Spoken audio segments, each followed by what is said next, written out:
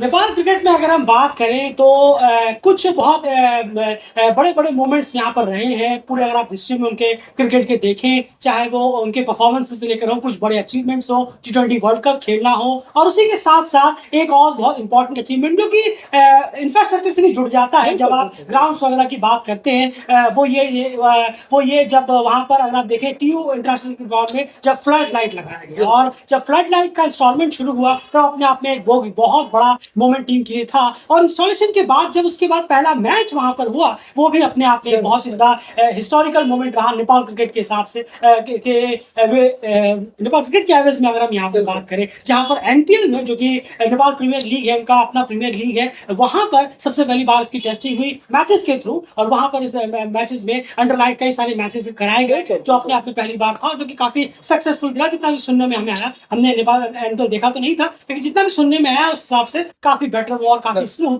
गया है। छोटी बहुत चीजों के साथ वो होता रहता है, लेकिन ओवरऑल काफी स्मूथ और काफी क्लीन गया जब पहला टेस्ट उसका हुआ। लेकिन अब बारी आ चुकी है पहले इंटरनेशनल मैच की। नेपाल जो है वो अपना पहला इंटरनेशनल मैच घर में होम में अंडर लाइट्स खेलने वाला है। ये अपने आप में एक और हिस्टोरिक मोमेंट जो अपनी टीम का जुड़ जाएगा। लीग्स वगैरह अपनी जगह पर है, लेकिन इंटरनेशनल मैच पहला वो अपने घर पर अंडर लाइट खेलेंगे, ये अपने आप में एक बहुत बड़ा अचीवमेंट यहाँ पर होगा। और एंड हम भी पहली बार देखेंगे कि एनपीएल हमने देखा नहीं था, इस बार पूरा हमने मिस आउट किया था। पिछला वाला देखा था, लेकिन इस बार हमें लीग को हम पूरी तरह से बॉयकॉट कर चुके हैं। तो इस बार चाहे वो एनपीएल हो तो एनपीएल को हमने देखा नहीं था, तो इसलिए पता नहीं था कि अंडर लाइट कैसे कुछ लग रहा था मैच देखने में। इस बार हम भी देखेंगे नेपाल वर्सेस यूएई, डेफिनेटली थोड़ा बहुत एक्साइटमेंट तो हमें भी है। बिल्कुल है, बिल्कुल है। क्योंकि टीम में हमने बहुत मैच देख ली है मोबाइल में, बहुत 4 साल से कई मैच देख चुके हैं टीम में, लेकिन सब दिन में देखे। ये पहला मौका होगा हमारा भी कि अंडरलाइट देखें किस तरह से लगता है। बिल्कुल सही कहा आपने, बहुत अच्छा था, बहुत ही अच्छा ये एक तरीका भी है जो बोर्ड ने निकाला है कैन के मेंबर्स ने मिलकर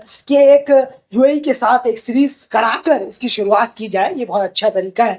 और 2 T20I जो रखवा है इस नाइट के T20I को, वाकई में ये दर्शाता है कि कैन के कुछ काम जो हुए हैं रिसेंटली वो बहुत अच्छे हुए और अभी तक चले जा रहे हैं। उसमें से एक ये था कि फ्लड लाइट लगाना बहुत मुश्किल काम होता है ये एसोसिएट के लिए, किसी भी टीम के लिए एसोसिएट में। एंड जिम्बाब्वे को सालों लग गए फ्लड लाइट्स लगाने में। वाकई में बहुत मुश्किल काम है। वाकई अगर आप देखेंगे बहुत चीजों से गुजरना पड़ता है। हम जानते हैं कि एक बहुत बड़ा कुछ ऑब्स्टिकल भी सामने आ जाते हैं, लेकिन खैर उसको पूरा क्लियर कर जो इंस्टॉल किए गए फ्लड लाइट्स, अब जाकर फाइनली इंटरनेशनल मैच प्लेयर खेलते हुए नजर आएंगे हमें नेपाल के यूएई के खिलाफ।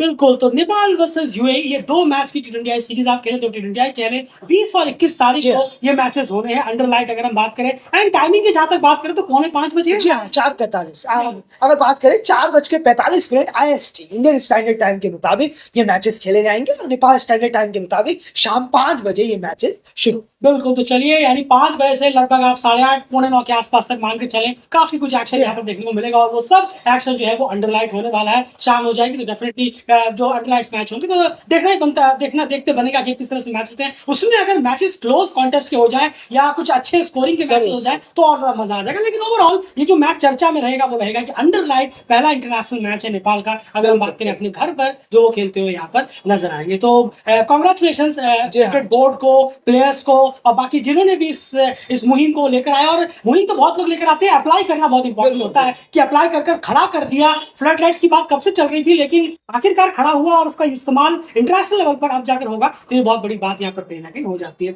अब इसका एक और पहलू है, और वो एक और पहलू है, अब ये नेपाल की बात हो गई, अब यहाँ पर यूएई की मैं जरा बात कर लेता हूँ। बिल्कुल घटिया फैसला है यूएई का कि वो ये 2 T20I खेल। जी हाँ, याद रखिएगा यहाँ पर नेपाल का कोई लेना देना नहीं है। यहाँ नेपाल की पर्सपेक्टिव से बात नहीं कर रहे, नेपाल की बात हो चुकी है, अब हम यूएई के पर्सपेक्टिव से बात कर रहे हैं। नंबर 8वें पे क्रिकेट वर्ल्ड कप लीग 2 पर पॉइंट टेबल पे नंबर 8वें पे जो टीम है वो 2 T20I खेलने को राजी हुई है। क्रिकेट वर्ल्ड कप लीग 2 25 से शुरू है, उससे ठीक 2 दिन पहले। ये बिल्कुल अफसोसजनक डिसीजन है यूएई के लिए। अगर हम बात करें, आप किसी भी सूरत में आप इसे क्रिकेट वर्ल्ड कप लीग 2 के बाद में सोच सकते थे या कभी और फिल्टर कर सकते थे, लेकिन यूएई के लिए मैं कह रहा हूं बिल्कुल भी जस्टिफाइड नहीं है। एंड क्या कहेंगे आप, ओमान T50 जरूर हुआ है, लेकिन D50, 60, 100 भी वो खेल लें, लेकिन उनको ये एक सच्चाई छुपेगी नहीं कि वो 8वें नंबर पर इस वक्त विराजमान है, जहां से उठ पाना बिल्कुल भी आसान नहीं है। जहां पर ओमान और बाकी टीमें तेजी से ऊपर जा रही है तो इनका गैप जो है वो और बढ़ता जा रहा है। उस बीच में वो T20I में चौके छक्के लगाते हुए नजर आएंगे और फिर वही चीज वो लगभग अप्लाई करने की कोशिश करेंगे लीग 2 के मैचेस में भी। बहुत सही कहा है। और ऐसा नहीं है कि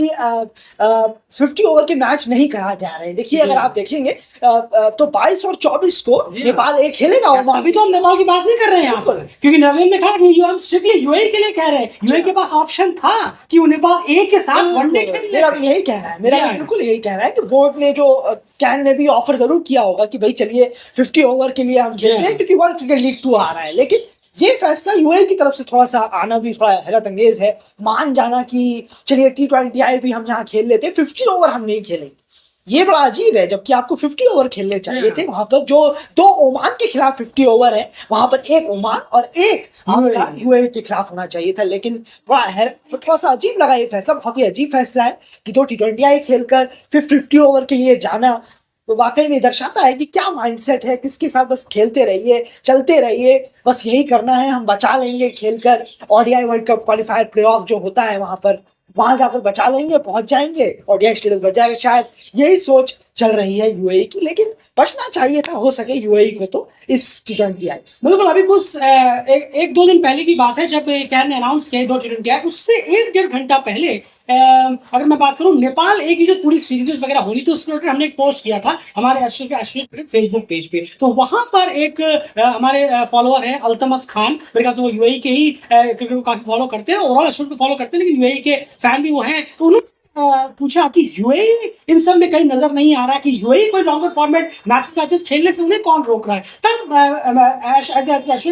हमने उनको रिप्लाई किया कि देखिए यूएई क्रिकेट जो है वो कभी मुझे सीरियसली नजर ही नहीं आया 50 ओवर को लेकर। और अक्सर लास्ट 5-6 सालों की बात करें तो और ज्यादा नजर नहीं आया जब से उनको कुछ बड़े बड़े प्लेयर रिटायर हो गए, जो फॉर्मर प्लेयर्स थे, अहमद रजा, रोहन मुस्तफा और भी सैमन अनवर और भी बहुत सारे प्लेयर्स जब से रिटायर हुए उसके बाद तो बिल्कुल ही आप 5-6 साल में तो बिल्कुल उनका जो फोकस है वो पूरी तरह से T20, T20 लीग और T20 पे ही फोकस उनका मेनली रहता है। 50 ओवर को लेकर कुछ खास इनिशिएटिव या कुछ हमने ऐसा देखा भी नहीं, तो हमें हैरानी भी नहीं हुई कि वो इस तरह के मैचेस नहीं खेल रहे हैं। और उसके ठीक 1 घंटे बाद कैन की तरफ से अनाउंस हुआ कि यूएई के खिलाफ 2 T20 आए। बिल्कुल, फिर वो न्यूज देखने के बाद मैं तुरंत वापस से हमारे उस कमेंट पर गया, मैंने उस कमेंट को एडिट किया और एडिट में मैंने आगे और लिखा, देखिए अब उन्होंने 2 T20 खेलने के लिए राजी हो गए। ये देखिए अब यही बताता है कि यूएई जो है कितना सीरियस है। उनका फोकस सिर्फ T20 को और बड़ा करना और T20 की फोकस उनका मेनली ज्यादा रहता है। लालचंद राजपूत और कुछ भी कहते रहे लेकिन उनका फोकस सिर्फ T20 ही रहता है। माफ करिएगा कि लेकिन T20 फोकस जरूर है, लेकिन आप वर्ल्ड कप में जाते हैं तो क्या दिखता है हमें वो सब नजर आ जाए।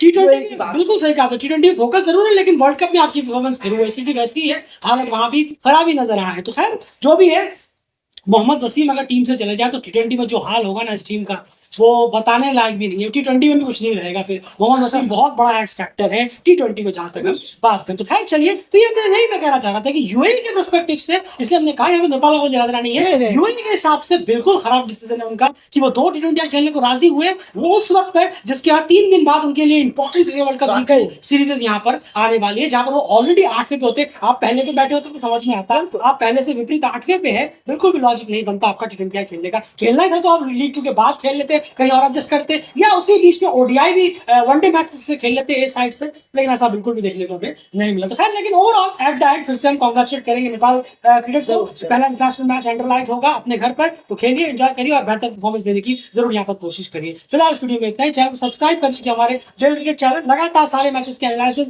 नेपाल ए मैचेस हो, नेपाल की साइड हो, T20 सीरीज हो, सबके एनालिसिस आपके सामने प्रेजेंट करेंगे। और इसके साथ साथ बहुत सारा कंटेंट अगर आपको चाहिए एशियन क्रिकेट का तो आपको मिलेगा हमारे एसोसिएट क्रिकेट फेसबुक पेज पे, उसे भी जाकर अभी के अभी सब लोग फॉलो करें।